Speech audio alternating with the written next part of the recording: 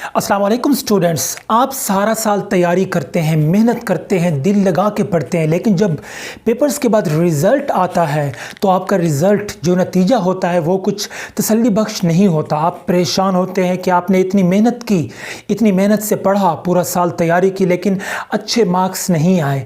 उनमें ज़्यादातर वजूहात ये होती हैं कि जब आप मेहनत तो करते हैं, तैयारी भी करते हैं, लेकिन आपने अपना पेपर सही तरीके से अटैम्प्ट नहीं किया होता, सही तरीके से लिखा नहीं होता, जिस वजह से आपके बहुत सारे नंबर कट जाते हैं। आज मैं आपको ऐसे गोल्डन पॉइंट्स बताऊंगा, टिप्स बताऊंगा। अगर आप उन्हें अपने पेपर में लागू करेंगे, अप्लाई करेंगे, उनके मुताबिक अपना पेपर हल करेंगे, तो अगर आप डल स्टूडेंट भी क्यों नहीं हैं, आपके मार्क्स अच्छे आ सकते हैं आपका पेपर पैटर्न देखकर। जी हाँ दोस्तों, सबसे पहला पॉइंट ये है कि आपका पेपर जब एग्ज़ामिनर देखे या कोई भी देखे पहली नज़र में, तो आपका पेपर बहुत अट्रैक्टिव होना चाहिए। यानी कि उसको आपने ऐसे अटैम्प्ट किया होना चाहिए कि देखने वाला ये कहे कि यार वाकई आपने बहुत मेहनत की। यानी कि बहुत साफ़ सुथरा होना चाहिए, गुड लुक होना चाहिए, नीट एंड क्लीन लिखा होना चाहिए। उसके लिए आपको क्या करना है, इसमें जो दूसरा पॉइंट मैं आपके सामने रखने लगा हूँ वो ये है कि आपके पेपर्स में जो हेडिंग्स हैं वो बहुत वाज़े होनी चाहिए। पहली बात यह है कि आपको हेडिंग्स लाजमी देनी है। दूसरी बात, जब आप हेडिंग्स देते हैं तो वाज़े हेडिंग्स होनी चाहिए। अब हेडिंग्स दो तरह की होती हैं, एक होती है ज़रूरी हेडिंग्स और दूसरी होती है गैर ज़रूरी हेडिंग्स। अगर आप अपने पेपर को ज़रूरी और गैर ज़रूरी हेडिंग्स के साथ भर देंगे, फिल कर देंगे, तो जवाब के लिए आपके पास सिर्फ चंद लाइनें बचेंगी, जो कि आपके पेपर के लिए बहुत नुकसानदेह है। आपके नंबर बहुत ज़्यादा कट सकते हैं। तो कोशिश कीजिए सिर्फ ज़रूरी हेडिंग्स दीजिए और गैर ज़रूरी हेडिंग्स से इज्तनाब करिए, गैर ज़रूरी हेडिंग्स मत लिखिए। और हेडिंग्स के लिए आपको लाजमी तौर पे नीला मार्कर इस्तेमाल करना चाहिए और उसे खूबसूरत तरीके से लिखना चाहिए।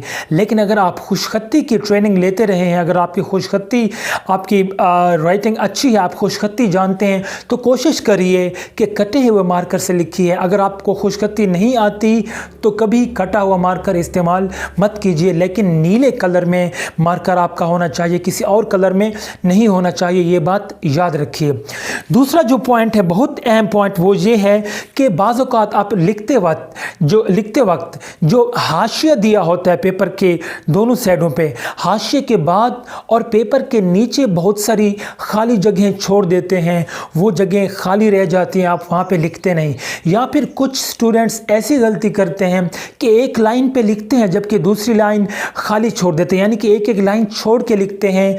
वो ये सोचते हैं कि अगर वो एक एक लाइन में ज़रा बड़ा करके देखेंगे तो एग्ज़ामिनर ये सोचेगा कि इसने बड़ा बड़ा करके लिखा है, इसलिए इसने एक एक लाइन छोड़ दी है।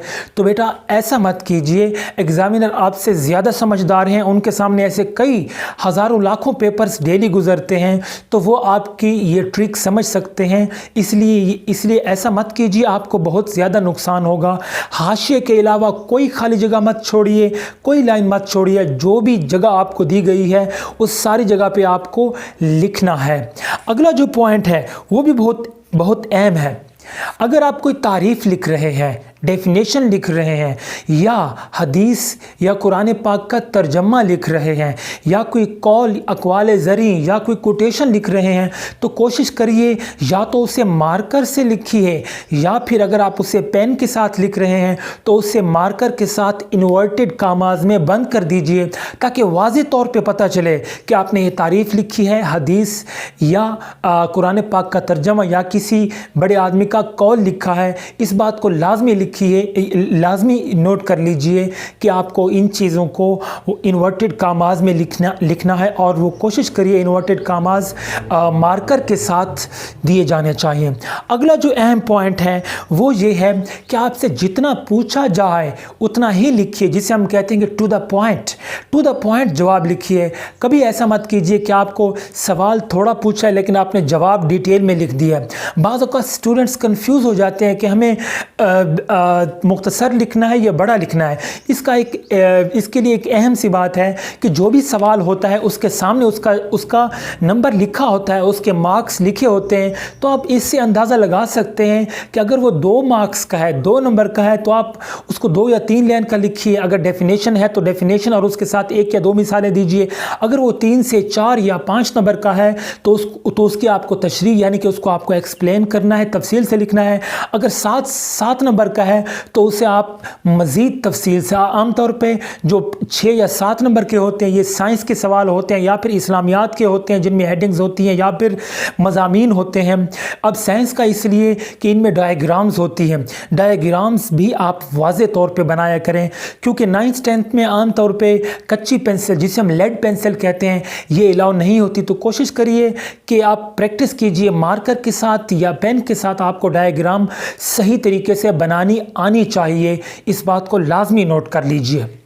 अगला जो पॉइंट है कि जब सवाल ख़त्म हो, चाहे वो मुख्तसर सवाल हो या बड़ा सवाल हो, हर सवाल के ख़त्म होने के बाद अगली लाइन पे आपको एक छोटी सी लाइन लगा देनी है जिसे हम क्लोजिंग लाइन कहते हैं।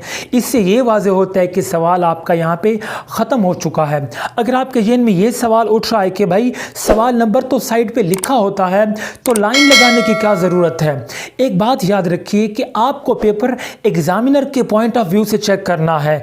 एग्ज़ामिनर जब पेपर चेक कर रहे होते हैं तो वो सिर्फ जवाब को पढ़ते हैं, चेक करते वक्त सारे जवाब को चेक करते चले जाते हैं, नंबर लगाते चले जाते हैं। जब पेपर मुकम्मल तौर पे चेक हो जाता है फिर उनके नंबर्स देख के क्वेश्चन नंबर के मुताबिक आगे मार्क्स लिखते हैं। तो आपको कोशिश करनी है कि लाइन इसलिए लगानी है ताकि एग्जामिनर को चेक करने में आसानी हो। आप एग्जामिनर के लिए जितनी भी आसानियां पैदा करेंगे उतने वो आपको अच्छे नंबर देगा।